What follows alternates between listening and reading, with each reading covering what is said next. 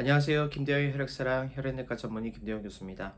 오늘 이 시간에는 혈액 환자들에게서 열이 생겼을 때 이것을 어떻게 대처하고 어떻게 치료하는지에 대해서 우리 혈액 환자를 간호하시는 간호사님들께서 이해하시기 쉽게 한번 설명드려 보겠습니다.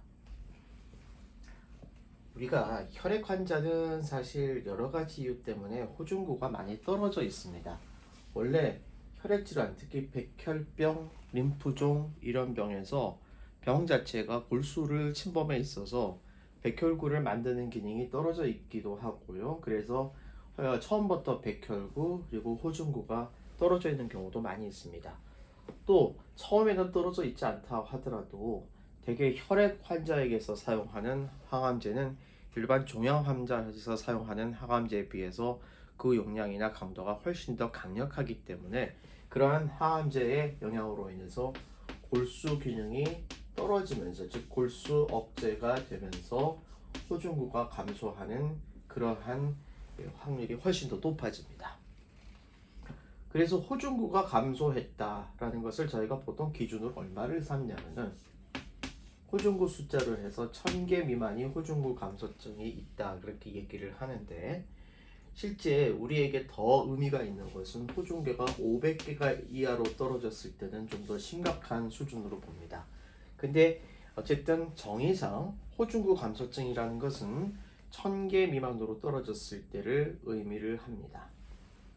우리가 환자들이 열이 날 때는 사실 굉장히 많은 이유 때문에 열이 날 수 있습니다. 우리가 열이 난다고 하면은 대부분 균이 들어갔다, 감염이다, 그것 때문에 폐혈증이 생긴다 이런 생각을 먼저 하기 쉽지만, 사실은 환자가 열이 날 때 물론 1번은 균 감염을 생각을 해야 되겠죠. 하지만 병 자체가 열을 만드는 경우도 있습니다. 예를 들면은 백혈병이나 림프종 또는 류마티스 질환 같은 경우는 이 병 자체가 열을 만드는 경우가 흔히 있습니다. 특히 림프종에서 열이 나는 경우를 비증상 이렇게 얘기를 하는데, 이거는 림프종이라는 것이 워낙 열을 만들기가 쉬운 그런 병이기 때문에 그렇습니다. 또 치료하는 도중에 그 약 자체가 열을 만드는 경우도 있습니다. 그런 것을 우리가 약열이라고 합니다.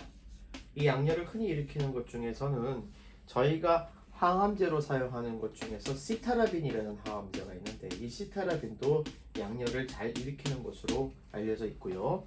또 그 외에 여러 가지 항생제 계통도 오히려 거꾸로 열을 만들기도 합니다. 따라서 환자가 열이 날 때는 이러한 다양한 원인들에 의해서 열이 날 수 있기 때문에 열이 난다고 사실 무조건 항생제를 사용을 하는 것은 사실 필요가 없는 경우도 많이 있습니다. 그런데 여기에서 여러분들이 주의하실 것은 호중구가 1000개, 특히 500개 미만으로 떨어졌을 때는 제가 앞으로 말씀드리는 이유들 때문에 다른 원인이 설사 의심이 된다고 하더라도 1번을 감염으로 생각하고서 감염에 의한 예방이나 치료법을 먼저 해야 된다는 것이 가장 중요하다는 것을 말씀드립니다. 발열의 기준에서 호중구 감소증이 있을 때 열이 난다의 기준은 원칙적으로는 38도입니다. 즉 입으로 잰 구강 체온으로 해서 37.8도 이상 열이 나거나 겨드랑이 체온으로 2번 이상 38도 이상 열이 날 경우는 열이 있다 그렇게 얘기를 합니다. 하지만 이렇게 우리가 여러 번 재기도 어렵고 또 입으로 체온을 재는 게 현실적으로는 어렵죠. 그래서 대부분 겨드랑이 체온으로 하거나 아니면은 체온계를 다른 데다가 이제 비접촉식 체온계를 가지고서 체온을 재게 되는데, 어쨌든 열의 기준을 지금으로 봐서는 38도로 보는 것이 정확합니다. 그러면 병실에서 환자를 보실 때 37.6도나 37.8도는 어떻게 할 것이냐 이런 고민들을 많이 하실 텐데, 사실 이것도 발열로 볼 수는 있습니다. 하지만 호중구 감소성 발열의 기준에는 미치지는 못하죠. 그래서 만약에 37.6도나 37.8도가 있는 환자가 호중구가 낮은 상태로 있다 이럴 때는 조금 더 자주 체온을 재서 38도 이상 되는지를 확인을 해야 됩니다. 38도 이상 올라가면은 분명히 이거는 발열의 확실한 증거가 되니까요. 그리고 경우에 따라서는 37.6도나 37.8도인데도 그냥 항생제를 시작하는 경우도 있습니다. 그것은 이 환자가 항암 치료를 했고 호중구 감소증이 있는 상태에서 37.6에서 37.8도가 열이 났다는 것은 조만간 38도 이상 열이 날 가능성이 있다는 거기 때문에 되도록이면 빨리 항생제를 사용하는 것이 좋다는 판단에서 이 정도의 열이 있어도 항생제를 사용을 하곤 합니다. 대개 우리가 항생제를 사용을 할 때는 혈액배양을 많이 하죠. 현재 혈액배양은 원래 예전의 기준으로는 이 히크만 카테터 같은 관이 있는 환자들은 히크만 카테터 각각에서 두 쌍을 호기구 하나, 현기구 하나 이렇게 해서 두 개 한 쌍을 각각 다른 관에서 두 쌍을 하고 그 다음에 팔 또는 다리에서 두 쌍을 해서 네 쌍을 하는 것이 전통적으로 권장이 됐습니다. 하지만 요즘은 여러 가지 이유 때문에 굳이 네 쌍까지 할 필요는 없다는 그런 연구 결과도 많이 나오고 있고 또 결정적으로는 사실 네 쌍까지 하면 보험이 안 됩니다. 그래서 되게 히크만 같은 관이 있는 환자는 중심정맥관 히크만에서 한 쌍, 즉 호기균 하나, 현기균 하나, 그 다음에 팔, 다리, 말초혈관에서 한 쌍, 그렇게 해서 두 쌍만 하는 것도 가능합니다. 소변 검사나 소변 배양 검사는 필요하냐? 환자가 증상이 있으면 사실 할 필요는 있습니다. 하지만 증상이 굳이 없는 경우는 안 하셔도 되고 특히 남자 환자 같은 경우는 소변에서 감염이 생기는 경우가 별로 없기 때문에 이 소변 배양은 그렇게 많이 하지는 않고요. 만약에 기침이나 가래 같은 증상이 있다면 엑스레이를 찍거나 가래 검사를 하는 것도 필요하긴 합니다. 어쨌든 기본적으로 제일 중요한 것은 혈액배양 두 쌍이 제일 중요하다. 만약에 열이 났는데 환자가 38.0도 이상 나와서 혈액배양을 두 쌍을 했는데 계속 열이 안 떨어진다. 그 다음날 또 배양을 해야 될 것이냐. 사실 자주 하면은 좋겠지만은 자주 하면서 환자분이 굉장히 고통스러울 수 있고 비용의 문제도 있기 때문에 원래 기준에서는 3일 이상 열이 나게 되면은 혈액배양 검사를 한 번 더 하라고 되어 있습니다. 즉 첫날 혈액배양을 했으면은 그 다음날 열나도 좀 보고 그 다음 열나도 보다가 4일째 되는 날 그때는 혈액배양을 한 번 더 하는 것이 필요하다 이렇게 되어 있죠. 만약에 호중구 감소성 환자가 열이 난다면은 이러한 다양한 원인들이 있음에도 불구하고 1번 감염을 생각을 해서 바로 항생제를 투여해야 되는 이유는 설사 이 환자가 병 자체에 의해서 또는 약에 의해서 아니면 다른 이유에 의해서 열이 난다고 하더라도 감염이 만약에 있을 경우에 이 환자에게 항생제가 늦게 들어가게 되면은 굉장히 치명적으로 될 수 있기 때문에 1번 감염을 우선적으로 생각하고서 호중구가 1000개 또는 500개 미만인 상태에서 열이 38도 이상만 되면은 바로 혈액배양을 하고 항생제를 광범위 항생제를 투여해야 되는 것이 바로 여기에서 나오는데요. 환자가 열이 38도 이상 처음 나기 시작했을 때를 0으로 친다면은 1시간 뒤에, 2시간 뒤에, 5시간 뒤에, 10시간 뒤에 만약에 이렇게 늦게 항생제가 투여가 됐다. 그랬을 때에 환자가 폐혈증에 걸려서 사망할 확률은 대개 10시간 정도 지연돼서 항생제가 투여가 되면은 1시간 이내에 투여됐을 때에 8배까지 상승을 합니다. 따라서 호중구가 낮은 상태에서는 혹시 다른 이유 때문에 열이 난다고 할 가능성이 있다고 하더라도 무조건 열이 38도 이상이 되고 호중구가 낮으면 감염을 1번으로 생각하라. 그리고 감염이 있다고 판단이 되면은 되도록 빨리 바로 혈액배양을 하고 광범위 항생제를 최소 1시간 이내, 늦어도 2시간 이내에는 투여하는 것이 필요하다. 그래야 환자를 살릴 수 있다. 이렇게 알고 계시면 되겠습니다. 그러면 호중구 감소성 발열이 있을 때 항생제는 어떻게 투여를 하느냐? 우리가 권고하는 제일 좋은 약제는 여러 종류의 약제들이 있을 수 있는데 저희가 여러 가지 상황을 고려해서 현재 권유하는 약제는 피페라실린 타조박탐을 쓰거나 아니면 세페핌을 쓰는 것이 가장 좋습니다.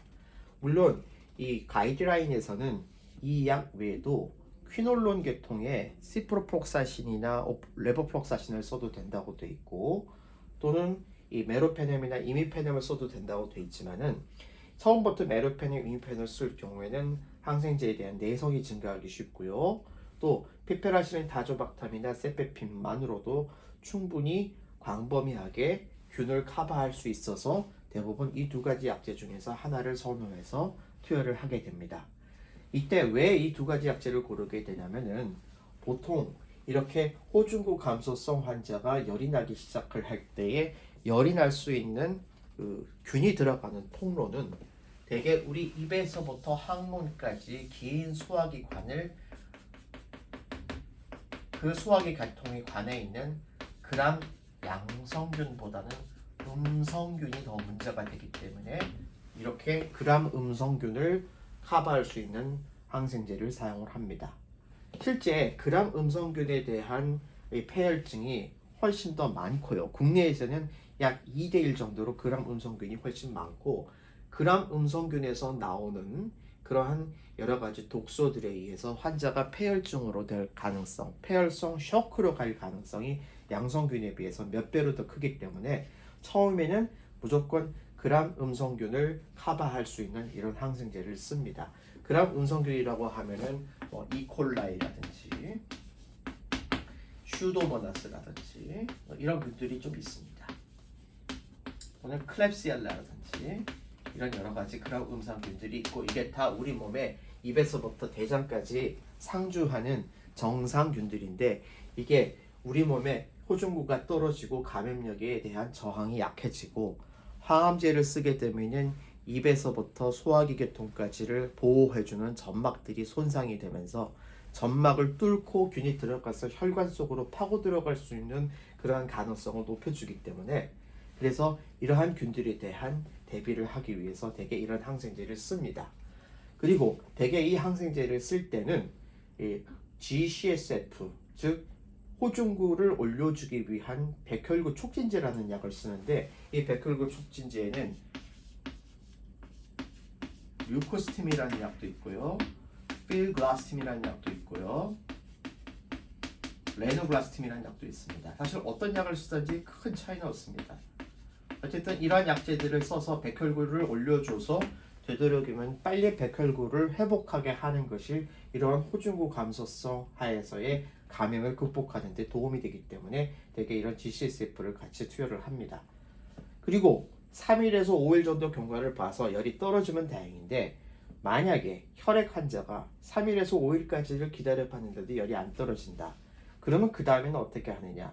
세페핌이나 피페라실린 다조박탐을 쓰고 난 다음에 열이 안 떨어지면 바로 메로페넴, 이미페넴으로 가는 경향이 있는데, 사실 혈액 환자에서는 이렇게 광범위한 항균제를 사용을 하면서도 열이 떨어지지 않는 경우에 곰팡이 감염, 특히 아스페로질러스라는 곰팡이 감염이 가장 걱정이 되기 때문에 아스페로질러스를 커버해 줄 수 있는 이런 항진균제를 사용하게 되어 있고, 국내에서 이런 항진균제로 균이 검출되지 않아도 열이 계속될 때에 사용할 수 있는 약제 중에는 라이포조말 암파티리신, 암비좀이라는 약이 있고요. 그 다음에 캐스퍼펀진, 캔시다스라는 약이 있고, 그 다음에 이트라코나졸이라는 약이 있는데, 그 중에서 여러 가지를 감안을 해서 저는 개인적으로 라이포조말 암파티리신, 암비좀을 가장 선호해서 사용을 합니다.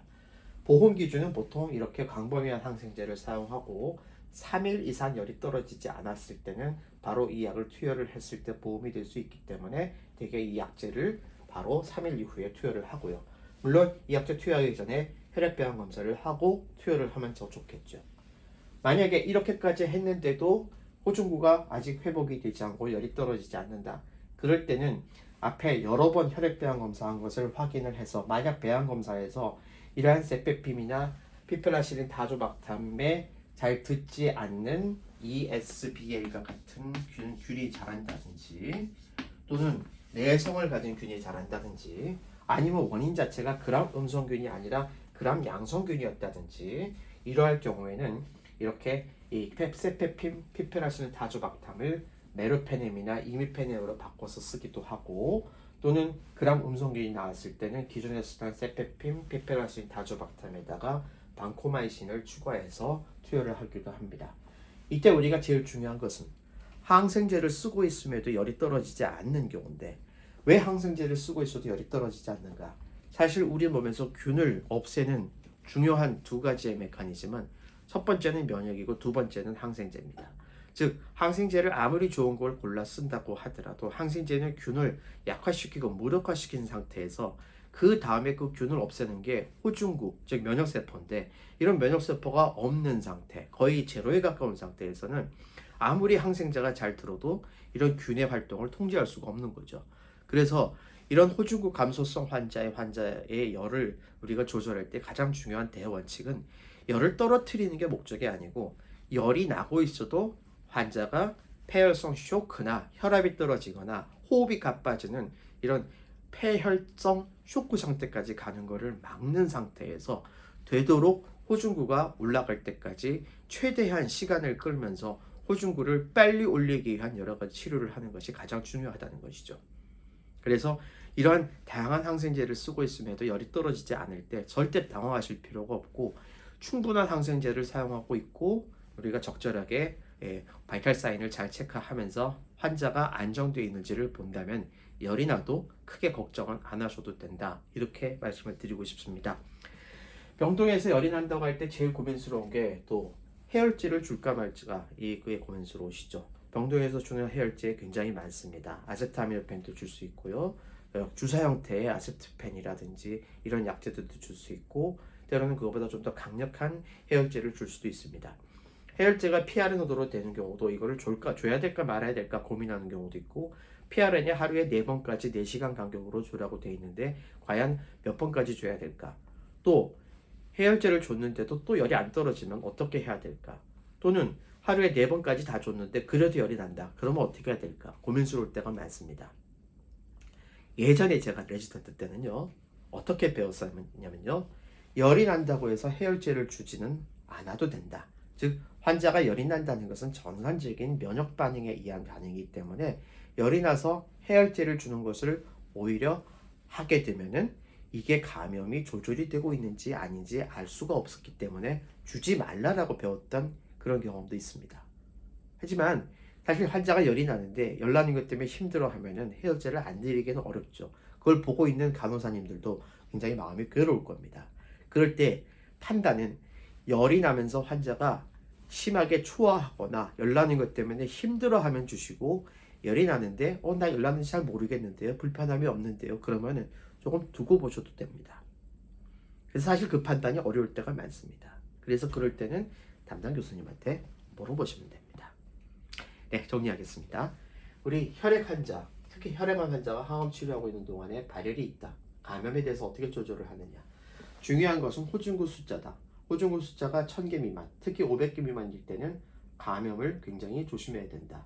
실제로 열이 날 수 있는 원인은 감염 외에도 병 자체에 의해서도 열 날 수 있고 약에 의해서도 열이 날 수 있지만, 호중구 감소성 환자에게서 감염을 1번으로 생각해야 되는 이유는 이와 같이 열이 38도 이상 났을 때 호중구 감소성이 있는 환자에게서 항생제가 늦게 투여가 됐는데 알고 보니 폐혈증이었다. 그래서 10시간까지 항생제가 지연 투여가 되면은 1시간 이내에 투여됐을 때에 비해서 사망률이 8배 가까이 올라간다는 그런 자료를 봐서도 알 수 있듯이, 일단 호중구가 낮을 때는 무조건 열이 나면 감염을 1번으로 생각하고 광범위 항생제를 바로 시작을 해야 된다는 게 중요하겠고요. 이때 열의 기준은 38도 이상 나게 되면은 그때는 열로 생각하시면 됩니다. 열이 날 때는 혈액배양을 조사하는 것이 되게 일반적으로 되어 있고, 열이 날 때 우리가 항생제를 투여를 하는데 되게 혈액 환자들에서 이렇게 호중구 감소성이 있을 때에 투여하는 항생제는 세페핌이나 피페라실린 타조박탐을 제일 먼저 투여를 하게 되는데, 이것이 그람 음성균들을 커버하는 광범위한 항생제이고, 또 실제 그람 음성균이 폐혈성 쇼크를 일으키는 가장 큰 원인이기 때문에 이걸 커버하기 위해서 사용한다.